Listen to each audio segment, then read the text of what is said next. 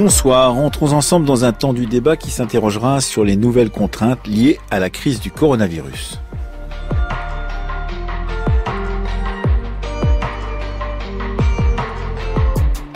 À l'ordre du jour ce soir, santé, sécurité, liberté, où est la priorité? Tout le monde l'a désormais compris, nous nous installons dans une crise sanitaire de longue durée et les consignes qui l'accompagnent se multiplient et s'affinent à la fois de crainte de voir à nouveau flamber l'épidémie. Les oppositions à ces nouvelles contraintes, qu'elles viennent d'André Comte-Sponville, de Bernard-Henri Lévy ou d'anonymes manifestant contre le port du masque, se font aussi de plus en plus bruyantes. Pourtant, les épidémiologistes nous ont bien avertis, la deuxième vague n'attend que notre relâchement pour se déclencher. Elle pourrait être plus meurtrière que la première et il est donc de notre devoir de respecter gestes barrières et port du masque pour éviter que la pandémie ne reparte. Entre souci de soi, souci de l'autre et désir de liberté, comment choisir? Faut-il choisir? C'est la question que nous allons poser à nos trois invités. Fabienne Brugère est avec nous en studio. Bonsoir.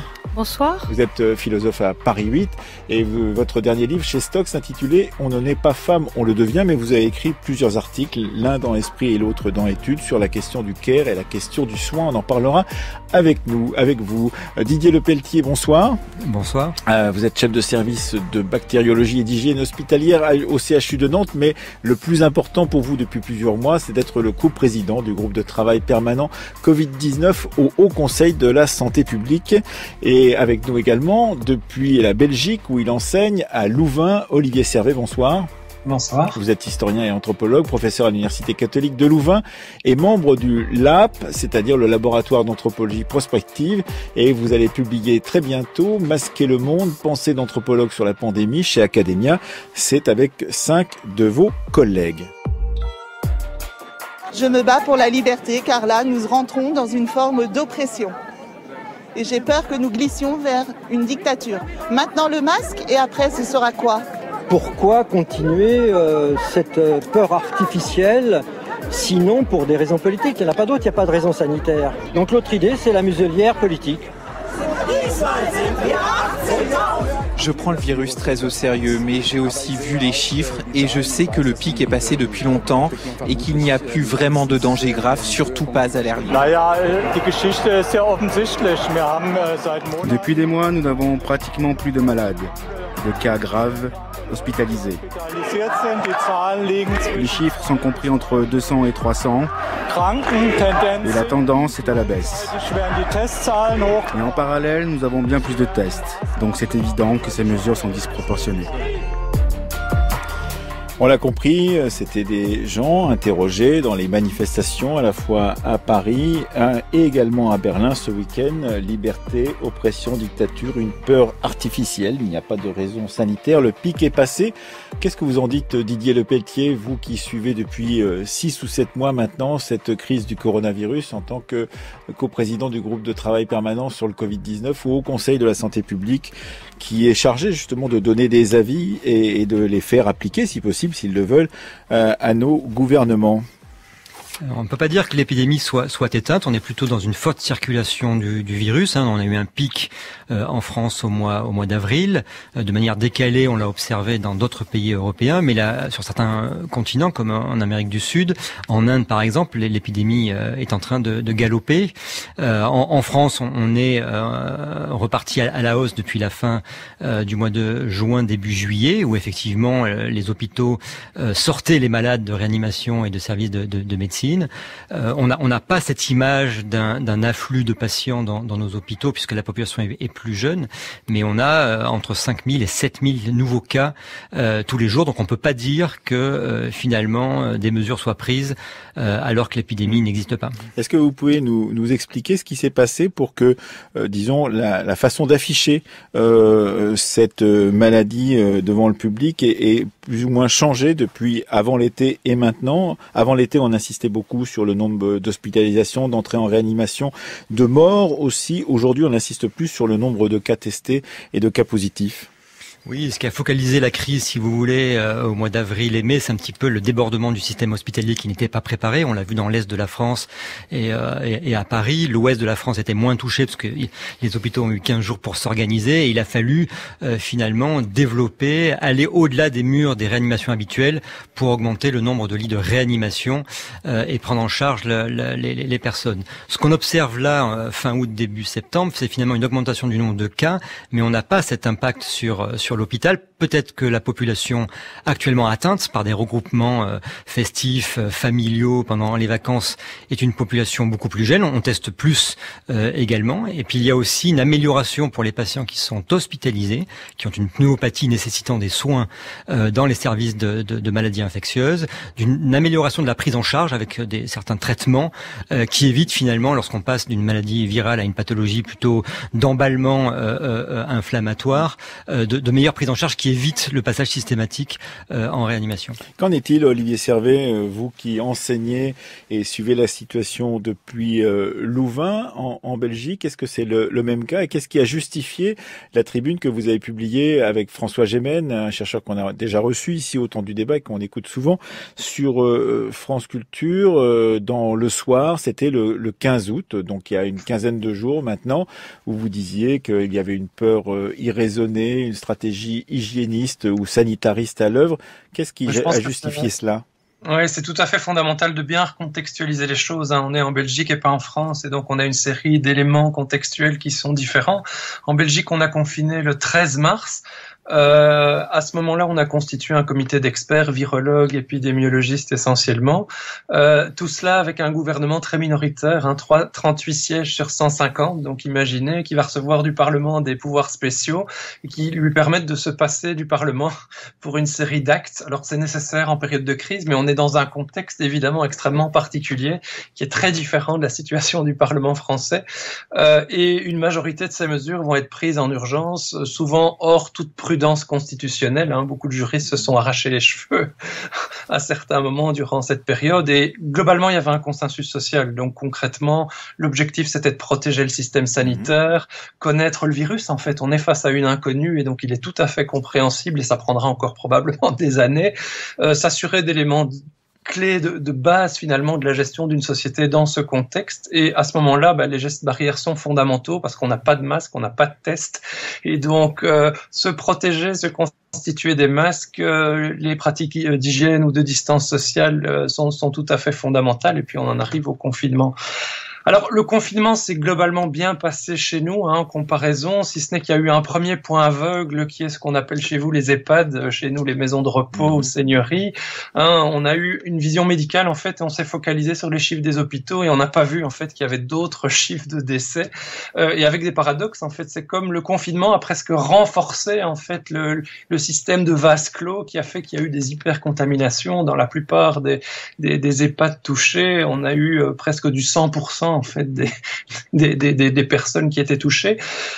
Et donc, on a plus de 50% de nos décès là. Mais c'est la période du déconfinement, en fait, qui a posé question. Un peu comme si les politiques étaient incapables, au-delà d'une gestion prudentielle qui est nécessaire, parce que je le dis bien, moi je suis favorable à tous les gestes masques et gestes barrières, mais de se rendre compte, en fait, que la période de gestion de crise, en fait, elle ne peut pas être éternelle pour une population. Et à un moment, on doit passer de la gestion de crise, qui est une logique de maîtrise, et c'est ce qu'on a mis en lumière dans cette chronique et dans d'autres auparavant, à une gestion des risques. Une gestion des risques, et une gestion des risques, c'est le rôle du politique. Et c'est ce qu'on va développer un peu plus tard. Je vais donner la parole à Fabienne Brugère, qui a l'avantage de bien connaître l'Allemagne où elle a vécu et de pouvoir comparer justement ce que vous dites sur la Belgique, ce que vient de dire Didier Lepelletier, et sur la France et sur cette situation allemande qui permet par cette comparaison justement de bien imaginer ce qu'est aussi ce sur quoi vous travaillez en tant que philosophe, le care, le soin,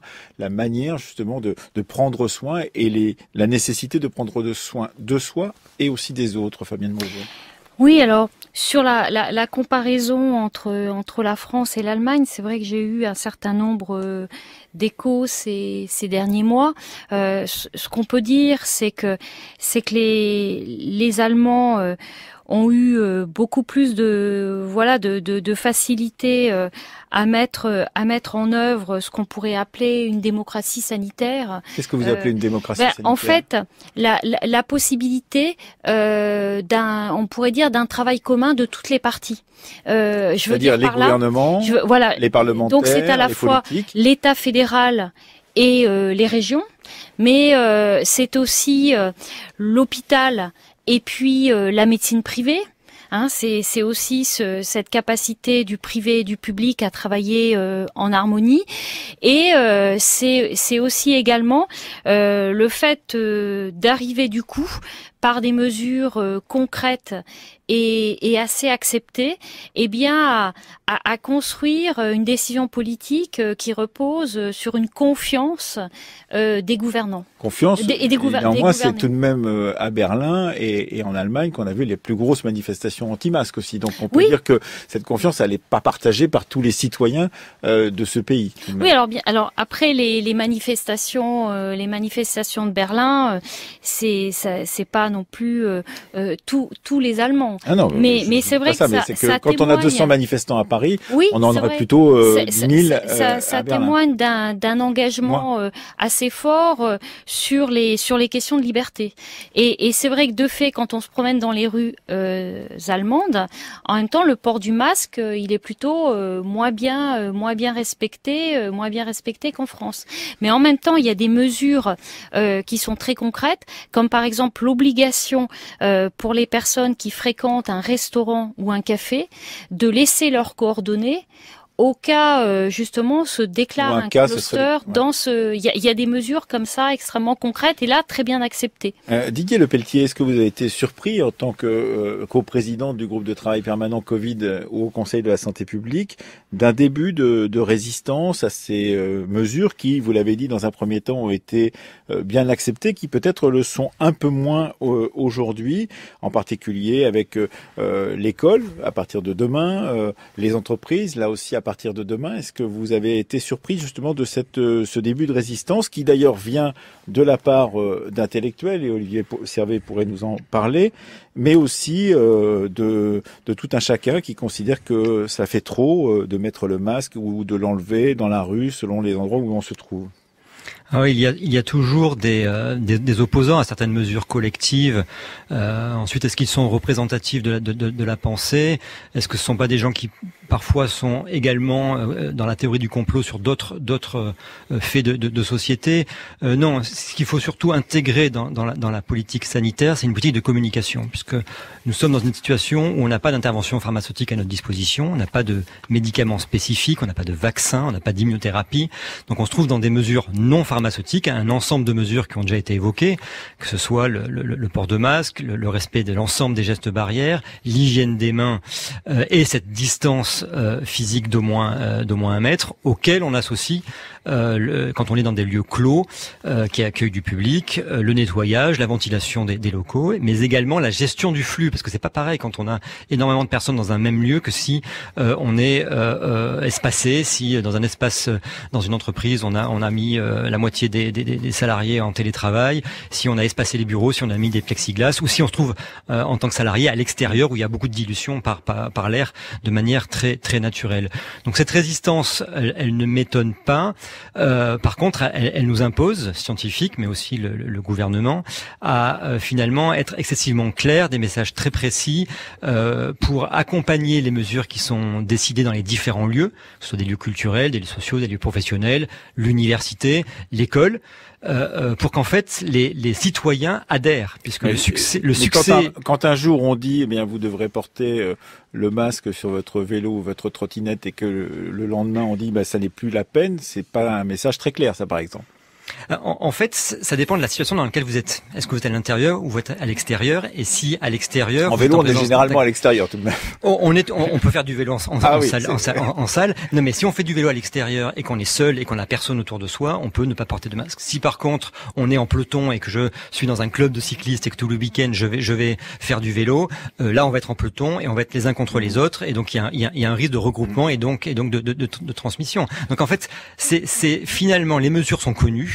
Les 7 mesures que je viens de vous citer sont connues. C'est leur adaptation qui pose problème puisqu'on a du mal d'une seule voix à dire c'est comme ça qu'il faut faire. Non, ces mesures-là, elles s'adaptent, elles s'associent ou elles se dissocient en fonction du lieu ou en fonction de la période dans laquelle je me trouve. Et c'est pas pareil quand on est en déconfinement ou en circulation en haute circulation du virus que si on est dans une situation où le virus s'arrêterait ou circulerait de manière très faible.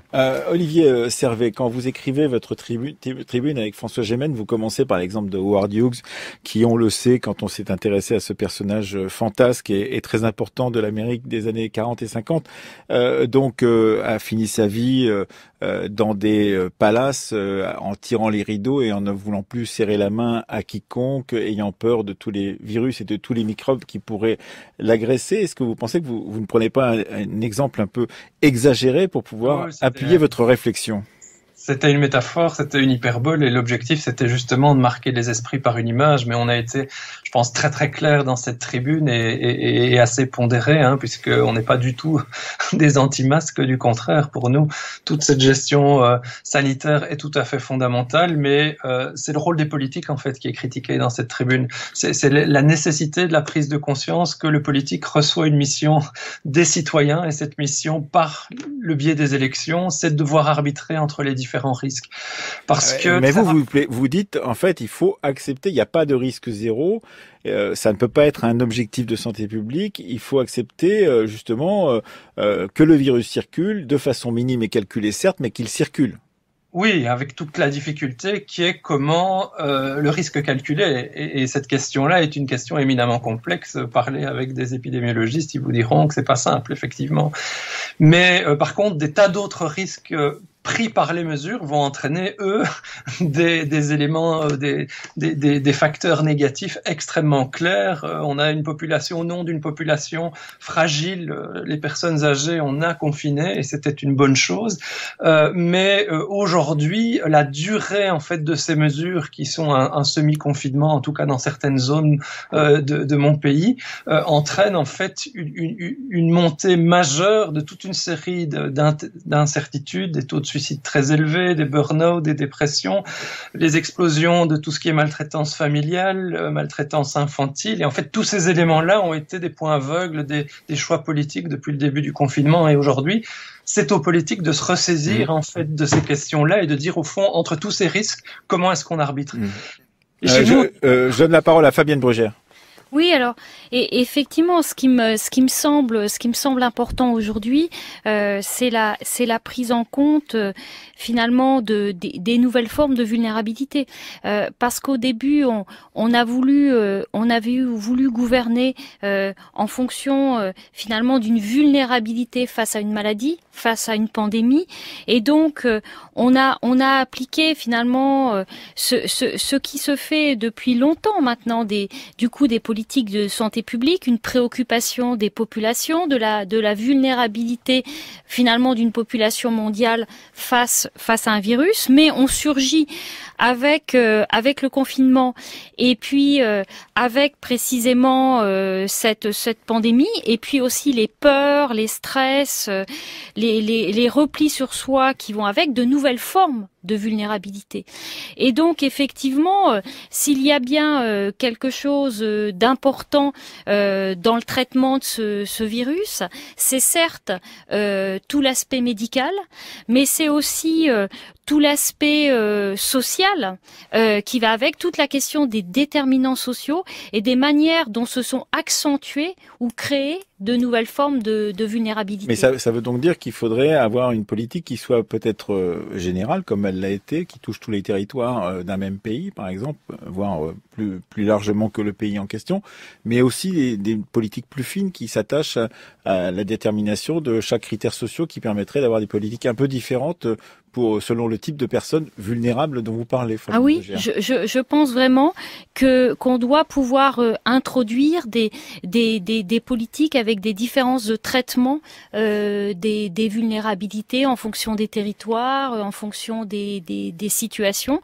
Et je crois même que l'on doit aussi rendre possible face à ces nouvelles vulnérabilités, eh bien des pratiques de traitement des vulnérabilités qui sont des pratiques inventives, qui sont des pratiques nouvelles, et qu'on doit on doit les faire, les diffuser, et on doit effectivement avoir un traitement des différences de situation. Vous écoutez Le Temps du débat, un temps du débat qui porte sur la santé, la sécurité et la liberté. Où est la priorité dans ce contexte de redémarrage potentiel de la crise du coronavirus? Tous les matins, je descends faire un tour dans mon jardin. Je ne parle plus aux voisins. Je fais le tour de mon chien. Ah, dites-moi pourquoi ils n'ont pas confiance en moi. C'est peut-être le climat.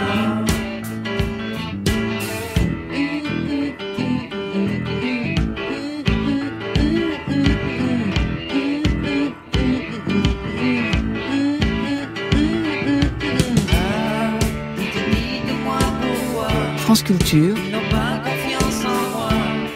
C'est peut-être le climat. Le Temps du débat. Emmanuel Laurentin. Un temps du débat avec Didier Lepelletier, chef du service de bactériologie d'hygiène hospitalière au CHU de Nantes, mais surtout coprésidente du groupe de travail permanent Covid-19 au Conseil de la Santé publique, avec Fabienne Brugère, philosophe à Paris 8, et avec Olivier Servet. J'ai l'impression, quand on vous interroge, Olivier Servet, que vous avez, non pas édulcoré votre parole, mais que vous êtes moins dur dans ce que vous dites 15 jours plus tard que ce que vous écriviez avec François Gémen dans Le Soir le 15 août dernier. Qu'est-ce qui s'est passé pour que, d'une certaine façon, vous soyez un peu moins dur, ou alors peut-être vous a-t-on mal lu ou mal compris? Vous dites, je ne suis pas contre le masque, mais ce que je crains tout de même, c'est ce que vous écriviez dans ce texte avec François Gémen, le risque d'un effondrement sociétal à plus long terme. Est-ce que faire société serait devenu obsolète? Vous n'êtes peut-être pas d'accord avec Corinne Pelluchon qui, dans le 1, le 26 août dernier, disait « Le masque n'empêche pas de rencontrer autrui ». Oui, enfin, c'est une question de point de vue, et ça dépend extrêmement fortement des milieux sociaux, en fait, où les choses se passent. Il faut savoir que les théories du complot qui sont déployées autour notamment de ce port du masque, on les a vues particulièrement en milieu populaire, où chez nous, tout au moins, on a vraiment eu des mouvements, en fait, de non-port du masque, en fait, par l'alimentation de ces imaginaires de complot des élites. Mais quand Bernard-Henri Lévy dit dans le Figaro hier, tous masqués, tous dissimulés, et au fond tous muselés, ça n'est sûrement pas une théorie du complot, mais il dit c'est l'éloquence des visages qui n'ont plus à partager que les yeux, c'est la Joconde qui en chacun et chacune n'a plus l'air ni de sourire ni de s'en abstenir, etc. C'est donc une manière un peu édulcorée là aussi de critiquer justement ce port du masque. Ça n'est pas simplement le milieu populaire. Alors il faut bien voir le contexte dans lequel on parle. Je vais vous prendre un exemple de mesure qui pose question. À Bruxelles, on a décidé une mesure absolue, le port du masque sur l'ensemble du territoire de la région bruxelloise. Forêt comprise, puis le politique quelques jours plus tard est revenu en arrière, dehors, dedans, partout, la rue étant vide. Et donc en fait, avec des mesures unilatérales de ce type-là, qu'est-ce qui se passe? Mais petit à petit, on perd l'adhésion et on accélère l'adhésion. Et donc la critique, c'était une critique en contexte chez nous. D'ailleurs, après, on était amusé de voir que les politiques avaient repris toute une série d'éléments de langage du texte, ceux qui avaient défendu une série de ces mesures, parce que je pense que si on veut maintenir une acceptation sociale de ces mesures, il faut qu'elles soient épondérées et non contradictoires. Et aujourd'hui, on était confronté en permanence, tous les 2 jours, en fait, à des volte-face, soit des politiques, soit des experts, à une contradiction des experts sur les réseaux sociaux aussi, parce que c'est une difficulté importante, voir des politiques par les experts ou des experts par les politiques. Et donc, des mesures unilatérales et parallèlement un discours de la complexité, en fait, ça fonctionnait pas. Et donc, à un moment, je pense que des mesures simples, mais fortes. Alors, dans certains pays, ça a été juste le port du masque. Dans d'autres pays, ça a été un respect très très fort de la distance sociale. On pourrait même les combiner, mais qui soient lisibles. En Belgique, on nous a inventé la bulle sociale de 5 personnes et pas plus par famille. Alors, par famille, ça veut dire quoi? La famille traditionnelle, c'est 27% des structures familiales. C'est ça, en fait, qu'on dénonçait dans ce texte en partie. C'est cette inadéquation totale, en fait, entre une série de mesures et la réalité sociologique. Oui, Didier Lepelletier, est-ce que vous pensez que ce cas, tel qu'il est décrit par Olivier Servet, pourrait s'appliquer au cas français? Oui, ben le Haut Conseil recommande d'ailleurs dans ces mesures le port de masque et la distance physique. Les deux sont des mesures, ce qu'on appelle de distanciation sociale, mais qui n'empêchent pas la communication. Au contraire, je me protège et je protège l'autre, donc ça a beaucoup de vertus, je pense. Et j'ai l'impression qu'on complexifie le message sur le masque, qui pourrait en fait devenir le masque grand public en tissu, en particulier, qui pourrait être réutilisable, un objet de mode ou vestimentaire que l'on met dès lors que je suis à proximité d'un groupe de personnes et que je risque soit de me contaminer, soit de contaminer les autres si je suis porteur asymptomatique. Je pense qu'on fait les frais d'une double comparaison, d'une comparaison de la pandémie Covid-19 par rapport à d'autres pandémies passées, que ce soit celle de la grippe asiatique en 58-59 ou de la grippe de Hong Kong en 68-69, qui ont fait autour de 1 million. Donc on s'en rapproche, on est à 800 000 pour l'instant décès dans le monde sur Covid-19. Donc ça, c'est une première comparaison sur le plan sanitaire. Puis une autre comparaison sur le plan économique. Est-ce qu'on n'en fait pas trop dans les mesures depuis 7 mois, quand on compare, et ça c'est, vous l'avez cité dans votre introduction, André Comte-Sponville, sur la faim dans le monde, sur le réchauffement climatique, et qui font beaucoup plus de morts, de manière indirecte. Donc où est-ce qu'on met le curseur? Mais moi j'aurais envie de donner comme message relativement simple: portez un masque, protégez-vous, protégez les gens vulnérables autour de vous, par ce simple port de masque. Et peut-être que c'est un moyen qui est simple, peut-être qu'il y a eu de la discorde parce que au mois d'avril, au mois de mai, d'abord les masques, il fallait surtout les concentrer à l'hôpital où on en manquait, puis c'était des masques à usage médical. On n'avait pas encore à disposition par l'industrie des masques en tissu, mais la FNOR s'est mis avec un groupe d'experts, et dès le 8 avril, on avait finalement la manière de fabriquer un masque. On avait montré très vite l'intérêt en milieu clos, mal ventilé, avec beaucoup de personnes. Je vais prendre l'exemple d'une boîte de nuit ou d'un bar, etc. On avait plus de doutes sur son intérêt dans le milieu extérieur, puisqu'il y a une aération et donc une dilution immédiate des postillons quand quelqu'un parle. Et donc la question se pose toujours, est-ce qu'en centre-ville il faut systématiquement mettre le masque obligatoire, ou est-ce que c'est en fonction de la circulation du virus dans une région donnée, ou est-ce que c'est en fonction du nombre de personnes?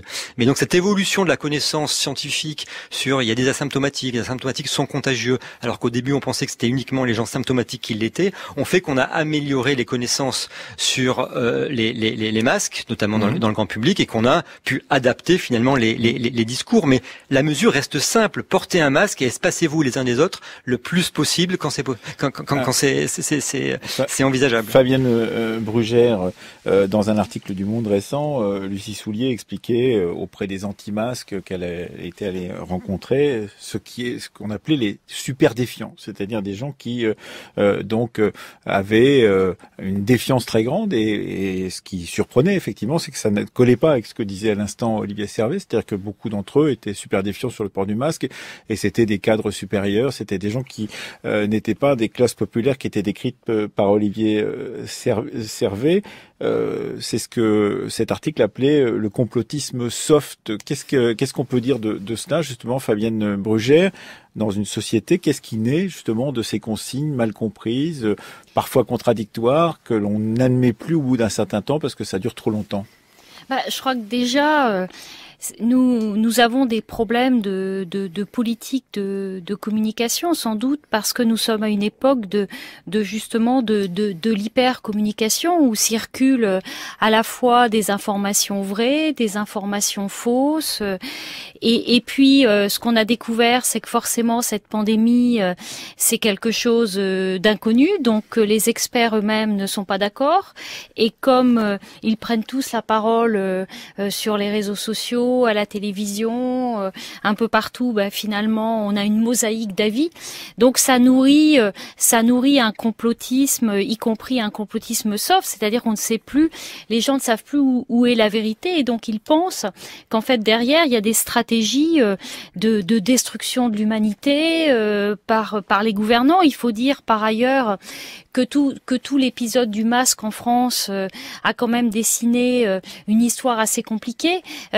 Sans doute que le pouvoir politique peut-être aurait mieux fait de dire vraiment dès le départ la vérité sur nos stocks de masques. Peut-être faut-il au bout du compte moins infantiliser la population, et peut-être que si on l'infantilise moins, peut-être que ces histoires de complot, ces croyances au complot, peut-être qu'on les désamorcera un peu. Olivier Servet, sur ce point, on peut dire que il y a aussi les contestations des voisins entre eux, des voisins, je veux dire des pays voisins. On a appris donc que Paris était en zone rouge pour la Belgique. D'autres disent pourquoi on va pas mettre Bruxelles en jaune rouge justement pour lui rendre l'appareil. On voit bien aussi qu'il y a de quoi détruire des sociétés entières par une sorte de retour de la compétition entre classes, compétition entre pays, etc., etc. C'est ce que vous craignez dans votre article avec François Géhen ? Non, complètement. Enfin, je veux dire, on l'a vu, un élément tout à fait fondamental. Il y a eu cette espèce de compétition qui n'a pas de sens sur le nombre de morts.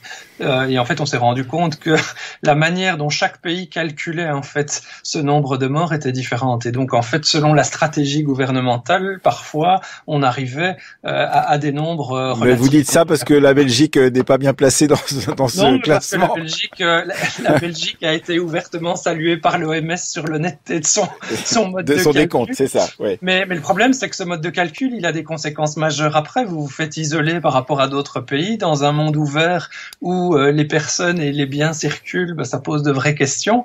Et donc, ces éléments-là sont tout à fait fondamentaux. Et on a vu que là, l'Europe, pour moi, elle a failli. On aurait dû avoir un indicateur commun, en fait, où au lieu de créer la méfiance, on aurait créé la confiance par une gestion collective. C'est beaucoup plus facile pour un gouvernement d'assumer, en fait, cette gestion générale avec le soutien de tous les autres et pas en s'opposant les uns les autres, en fermant ces frontières parce que nos voisins italiens d'abord et ainsi de suite sont dans la difficulté.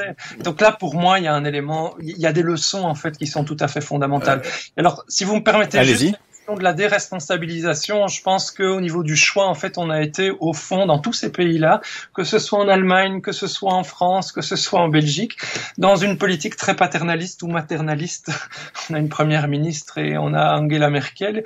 Dans la période de crise, ça se justifie complètement. Je pense que petit à petit, si on veut construire une culture du risque et donc une culture notamment de quelques gestes clés, et ils viennent d'être cités là autour du masque et de la distance sociale, et donc une simplicité de communication. Il faut en fait redonner du sens à la responsabilité des acteurs. Moi, j'ai été sidéré, qui ai travaillé pendant des années sur la question de la mort, combien ça a été occulté. En Belgique, on a parlé de la célébration des morts 1 mois et demi après le début du confinement.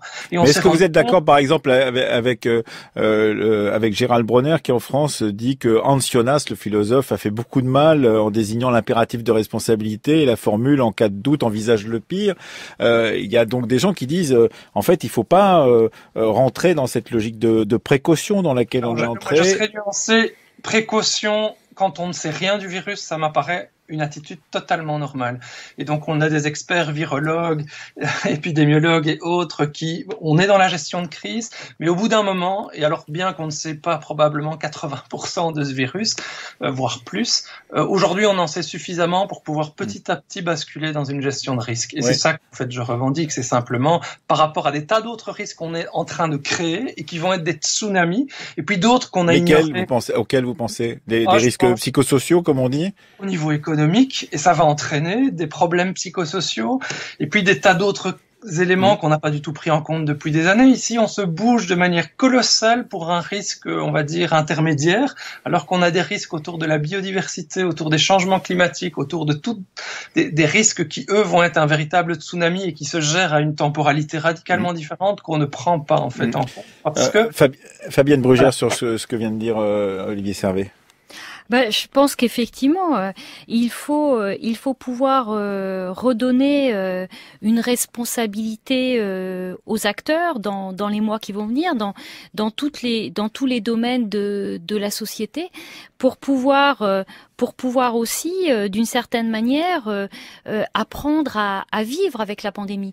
Et apprendre à vivre avec la pandémie, c'est certes, pour la majeure partie d'entre nous, appliquer des gestes barrières, appliquer un certain nombre de mesures qui permettent la non-augmentation des malades, mais c'est aussi pouvoir continuer à vivre, pouvoir pouvoir inventer, pouvoir aussi du coup prévoir des mesures, on pourrait dire par soi-même. C'est donc se responsabiliser et responsabiliser aussi les autres. Et ça, c'est effectivement fondamental. Didier Lepelletier, tombe la dépêche qui nous dit qu'il y a 3082 nouveaux cas de contamination en France en 24 heures contre 5413. On a appris à entendre ces chiffres, pas vraiment à les lire, à les comprendre. Est-ce que justement cette question est une question essentielle, cette pédagogie que vous appeliez de votre vœu, et cette communication pour essayer de comprendre ce dont il s'agit quand on parle de cette crise du coronavirus? Oui, je pense qu'au départ, on a souffert, mais c'est un petit peu le démarrage de l'épidémie, d'une espèce de bilan comptable du nombre d'hospitalisations en réanimation, du nombre de décès comparé par rapport aux autres pays.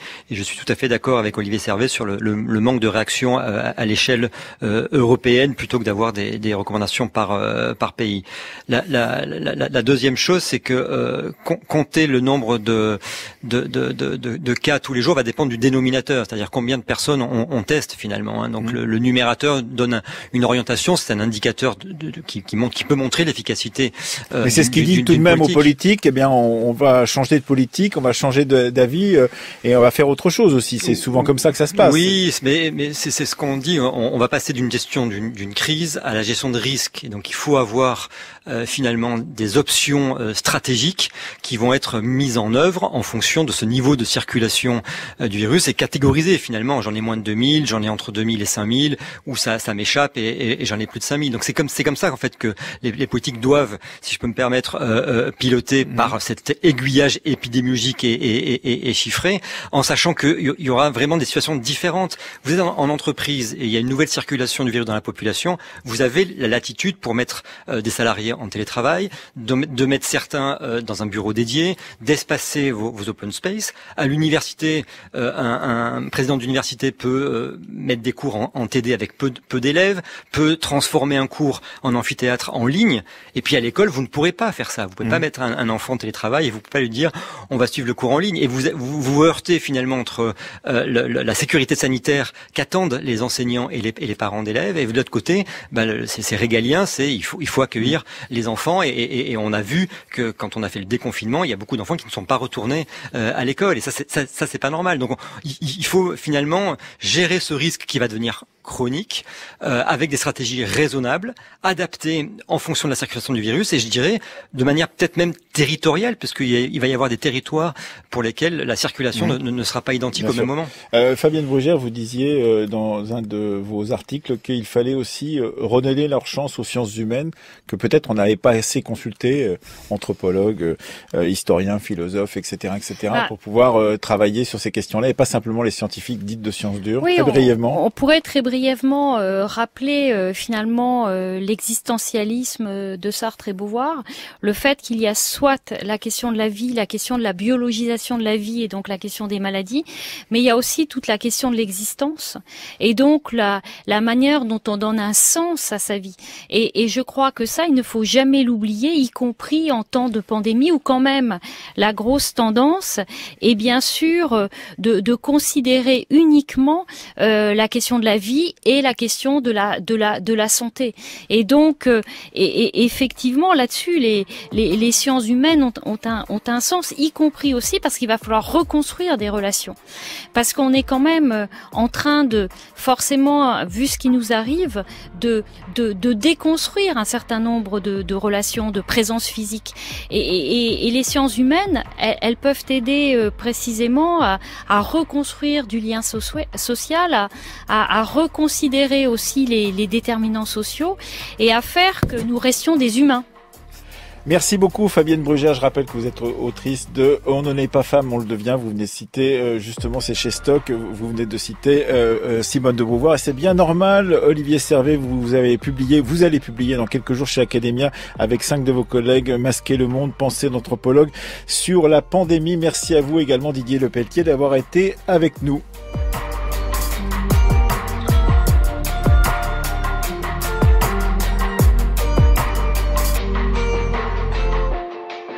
C'était le temps du débat. Chloé Cambrelin, Fanny Richet, Rémi Baille, Hugo Boursier, Iman Gilles, à la technique aujourd'hui avec nous Jean-Frédéric, c'est à la réalisation Alexandre Manzanares, et merci donc à nos collègues de France Bleu à Nantes qui ont accueilli Didier Lepelletier.